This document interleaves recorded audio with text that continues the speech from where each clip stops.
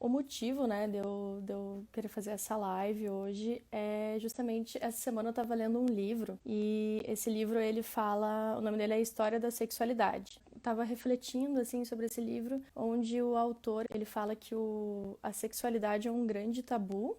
Nós sabemos que temos várias repressões, que nossa educação é falha, né? Nós sabemos que a nossa sociedade tem um grande tabu acerca disso. Só que se fala muito que é um tabu, só que a gente não sabe o que fazer para acabar com esse tabu, né?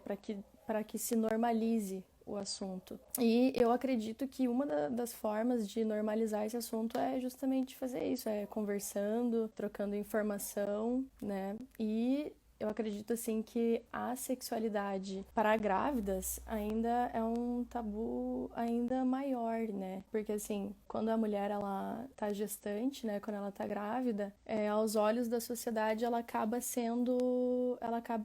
tornando não mais um indivíduo, mas ela acaba se tornando somente a mãe, né? Somente a grávida. E muitas vezes as pessoas esquecem que ela está grávida, mas ela é um indivíduo e ela é um indivíduo que faz sexo, né?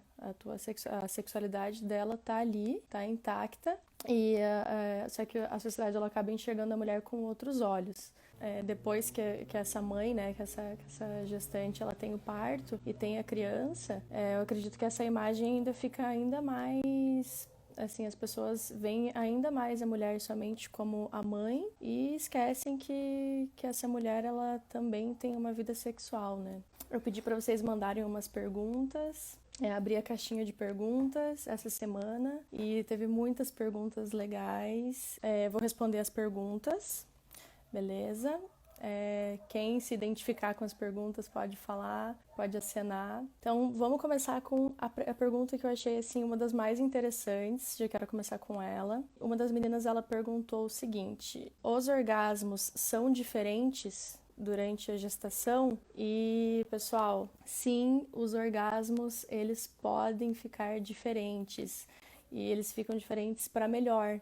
Os orgasmos eles podem ficar mais intensos e mais prolongados durante a gestação. E o porquê disso, né? Qual é o motivo?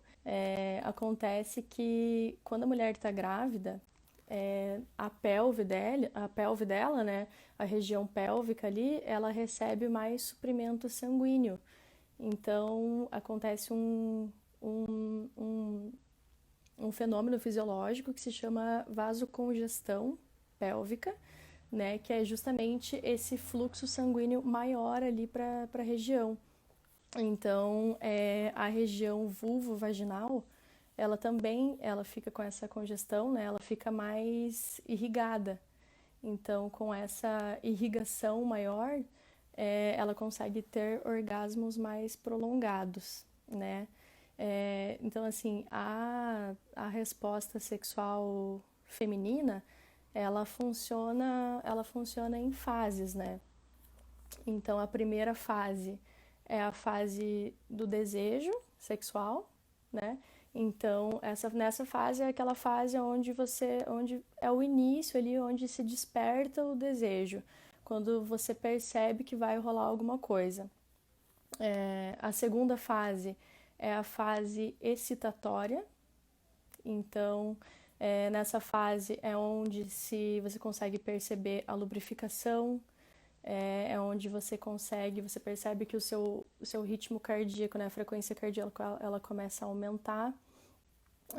Essa fase excitatória é uma das melhores, assim. E como essa mulher, a gestante, ela tá com mais irrigação sanguínea ali na região pélvica, essa fase excitatória, ela pode até ter, assim, mais lubrificação, pode ser um pouco mais intensa, né? E após a fase excitatória, chega a fase do platô, né? Então é como se fosse uma curva, assim.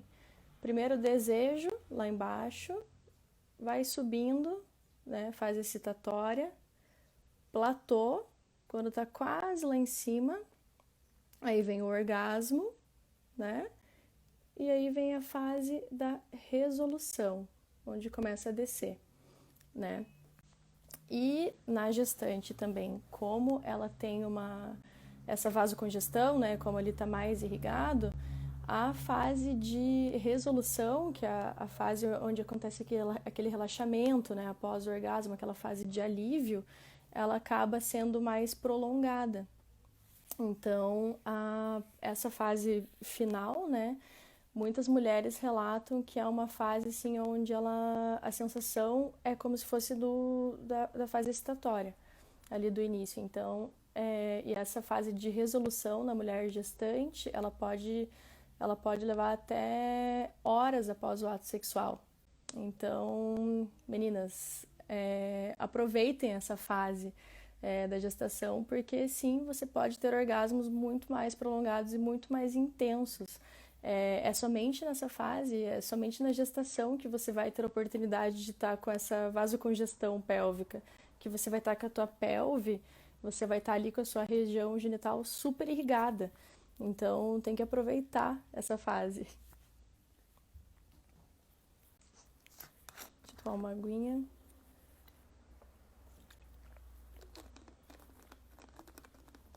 Vocês estão me escutando bem? Acho que tá, né? Então vamos para a segunda pergunta. Sinto que minha lubrificação aumentou muito. É normal? Sim, então é justamente essa questão da irrigação, né, que eu estava comentando. A lubrificação na fase da gestação também aumenta demais justamente por conta dessa superirrigação que vai ter ali, né? E a tendência é que conforme vão passando as semanas, conforme vão passando os meses, essa lubrificação pode ficar cada vez maior.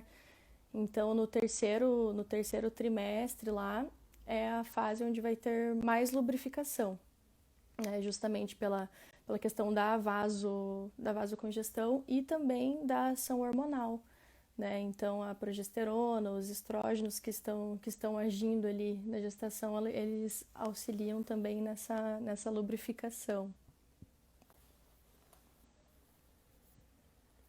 Vamos para a próxima. Fico insegura, pois minha vagina está maior e mais escura. Pessoal, não precisa ficar insegura. Isso é algo completamente normal da gestação. Acontece que a vagina, eu até trouxe aqui um modelo para vocês verem. A vagina, como acontece essa vasocongestão em toda a região pélvica, a parte da vulva aqui, essa região da vagina também ela fica com uma maior irrigação. Então é muito normal um edema, né? Um inchaço ali na região da vulva, na região da vagina. Então vai parecer que ela tá maior, vai parecer que ela tá mais gordinha, assim, né?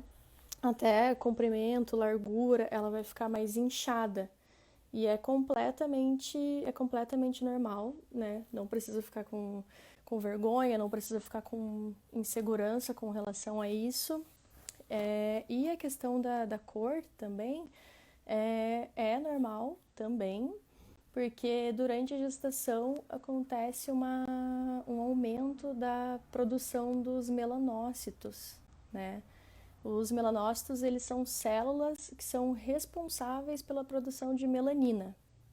E a melanina é a responsável pela nossa pigmentação.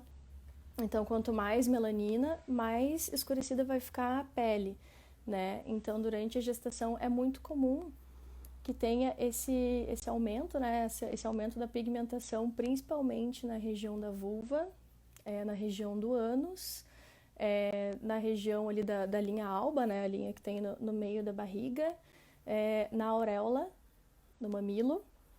E esse aumento da pigmentação é muito importante, assim, principalmente na região mamilar, né, na areola ali, porque quando é até recomendado, já vai ter naturalmente um escurecimento, né, dessas regiões, mas é recomendado que a gestante ela tome pelo menos uns 20 minutinhos de sol nos mamilos todos os dias, durante toda a gestação, porque dessa forma você consegue escurecer ainda mais, né, o seu mamilo, e com esse escurecimento você vai estar diminuindo o risco de fissuras no mamilo, de, de machucados mesmo, né, na hora de amamentar. Então, esse escurecimento é uma forma de proteção também do corpo e é super recomendado que você escureça ainda mais os seus mamilos. Isso vai te ajudar muito, vai dar muita resistência a eles para a hora que você for amamentar, tá? Então, vamos lá. A Ingrid, Bianca. Oi, meninas. Pessoal, vamos lá então para a próxima pergunta. Eu anotei tudo aqui, só que a minha letra ela é tão a minha letra ela é tão feia que às vezes nem eu entendo. Próxima pergunta. O cheiro da minha vagina está mais forte. É normal? Pessoal, é normal também. É normal que o cheiro da vagina ele fique um pouco mais intenso por conta de alterações no pH da vagina que acontece durante a gestação. Então, há uma alteração ali. E também pode acontecer do gosto da vagina mudar. Então, o seu parceiro ele pode até relatar que é muito comum assim que o gosto ele fique um pouco mais metálico, assim, sabe? É um gosto um pouco mais metálico, mais salgado. É super normal essa alteração, o cheiro também fica mais intenso. Então, não se preocupe com isso, não fique insegura também com isso. Converse com o seu parceiro, converse com a pessoa que está ali do teu lado para que ele também fique sabendo, né, de todas as alterações que vai acontecer no seu corpo. Aline, você trabalha com Epinô? Se sim, fala um pouquinho sobre ele. Camille, o Epinô, ele vem sido usado durante os últimos anos bastante, né? É algo que é bastante conhecido, assim, mas recentemente os profissionais da área, eles, assim, com estudos o pessoal está vendo que talvez não seja tão legal o uso do Epinô, porque muitas vezes ele é usado de forma indiscriminada, né? Acontece muitas vezes da paciente comprar e usar várias vezes, usar sozinha em casa e, na verdade, o que tem sido falado, assim, que o que é mais apropriado, o que é mais vantajoso para preparar a musculatura do assoalho é a própria massagem perineal, né? Então, a massagem manual ali. Porque o que acontece? O Epinô, para quem não sabe, ele é como se fosse um balãozinho, assim, que esse balãozinho ele é introduzido no canal vaginal e ele pode ser insuflado. Então você vai insuflando até chegar mais ou menos no tamanho da circunferência ali da cabeça do bebê, com o objetivo, né, com o objetivo de alongar essa musculatura e que para evitar a episiotomia, né? Então, esse inicialmente era o objetivo do Epinô, assim, até o nome é Epinô por conta da episiotomia. Só que hoje em dia a gente já sabe que a melhor forma de preparar essa musculatura é fazendo a massagem perineal, né? E essa massagem também, ela não deve ser feita assim várias vezes no dia, todos os dias, porque não é quanto mais frequente assim, você não vai estar preparando melhor. O indicado é que seja feito a partir da 34ª semana e que seja feita entre 1 ou 2 vezes por semana, somente. Isso já vai ajudar, isso já vai resolver e isso já vai evitar com que você faça uma episiotomia, né? E para quem não sabe, a episiotomia... Ui, quase derrubei. A episiotomia, ela é um corte que é feito em 45 graus, assim, mais ou menos, assim. E esse corte, né, ele, na verdade, ele não deve ser feito, mas ele já foi muito usado antigamente, mas hoje em dia a gente está na luta, assim, para acabar com esse corte, porque ele não tem uma justificativa plausível, sabe? Quem faz esse corte diz que facilita a saída do bebê, só que, assim, o que pode causar depois, quem faz esse corte não vê as consequências que esse corte vai causar depois na vida dessa mulher, né? Então, toda a cicatrização que ela vai ter que passar, às vezes fica aderência. A maioria das mulheres que fazem episiotomia, elas relatam disfunção sexual posteriormente, então sentem dor sexual, né? Então, assim, a gente tá na luta para que não seja mais feito e por isso que nós fisioterapeutas, nós pregamos tanto o preparo da musculatura, né? Para quem vai fazer parto normal, então a gente frisa bastante a questão da massagem perineal. Deixa eu ver. Tem uma semana na gestação. Aninha, deixa eu ver se alguém mandou alguma coisa antes. Tem uma semana na gestação que deve suspender a relação sexual? Então, na verdade, a relação sexual ela é contraindicada se houver algum tipo de sangramento ou se a mulher ela tiver contrações prematuras, contrações antes do tempo. Então, nesses casos, tem que ser suspenso. Fora disso, pode fazer tranquilamente. E também, após o parto, né, tem aquele tempo de resguardo. Então, a média, assim, é de que a mulher fique entre 30 e 40 dias, mas daí tem que ver com o médico, ele tem que avaliar se tem ficou alguma lesão, se ficou alguma microlesão, se tem ainda algum líquido que possa causar alguma infecção, sabe? E se não tiver nada disso, ela não precisa aguardar lá os 40 dias, né? Pode já ter a relação sexual antes. Camille, que bom saber, ainda tenho tempo. Você está com quantas semanas agora de gestação? Antes das 34 semanas não precisa se preocupar tanto assim com isso. Antes das 34 semanas é legal é legal que a gestante já conheça bem a região da musculatura, tenha consciência, né, anatomicamente, assim, de onde que é essa região, quais são os músculos, porque tendo essa consciência fica mais fácil depois dela sentir, de fazer a massagem, né?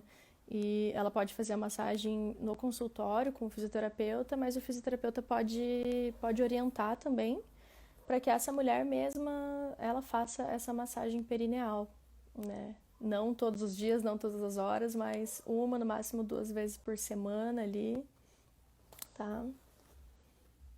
Tá com 24 semanas. Então tem tempo ainda.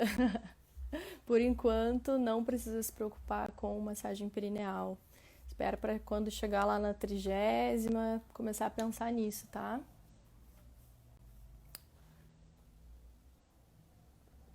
A Emanuele, quase não tenho desejo sexual. Será normal? Estou com 32 semanas, está desconfortável também.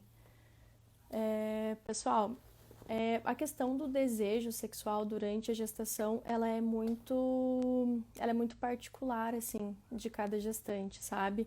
Então, diante dos estudos que a gente tem, o que é mais relatado assim, é que no primeiro trimestre, então até da primeira semana até a 12ª, a mulher ela não tem quase nada de desejo sexual porque ela tá muitas vezes com náusea, tá com ânsia, ela ainda tá sentindo as primeiras alterações ali. Então, o que a gente vê assim é que não tem muito desejo sexual.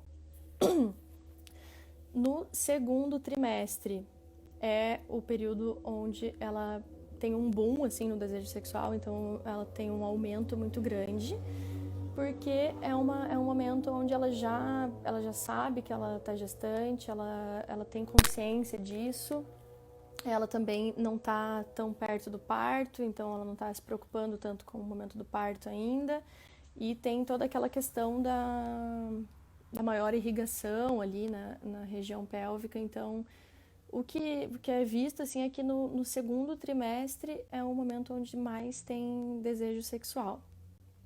E no terceiro trimestre a gente vê uma queda de novo no desejo sexual. E muitas vezes é pelo desconforto, né? Pelo aumento da barriga ali, pela dor na lombar, pela dor nas costas, pelo inchaço. E só que o maior fator, assim, que faz a mulher perder o desejo sexual nas últimas semanas é justamente a preocupação com o parto, né? Então, essa ansiedade pelo parto, esse medo, ai, como que vai ser? Será que vai dar tudo certo? Isso acaba, a mulher acaba não pensando muito em sexo, né? O que não acaba não tendo aquela iniciativa, né? O desejo acaba não partindo dela. É, eu acredito assim que talvez você não precise se preocupar tanto em buscar esse desejo, né? Ele pode vir naturalmente, mas é importante também que você converse com o seu parceiro para que vocês invistam nas preliminares, né? Então, assim, a mulher grávida, como eu falei no início, ela tem uma maior irrigação ali, então ela vai ter uma facilidade em ter lubrificação, só que ela precisa de algum estímulo, né? Então, assim, tenta investir mais nos estímulos de desejo sexual, conversas, carinhos, que não, quando você chegar na fase, passou da fase do desejo sexual, chegou na fase excitatória, provavelmente você vai ver que vai ser um ato sexual muito bom, assim, vai ser uma relação muito gostosa. Às vezes, sinto uma dor forte na vagina, como se fosse uma pontada. O sexo pode causar isso? Pessoal, isso é uma coisa que... Ah, outra coisa que eu queria falar pra Emanuele ali, que eu esqueci de falar. Tem essa questão de investir nas preliminares, né? Mas também, assim como você relatou que tá ficando um pouco desconfortável, talvez seja legal investir em outras formas de sexo, né? Não precisa necessariamente ser um sexo com penetração, né? Então, outras formas de sexo que podem ser um pouco mais confortáveis, assim, o sexo oral, né? Eu acredito que pode ser muito bom também, né? O sexo, ele não é necessariamente... não precisa ser necessariamente penetração.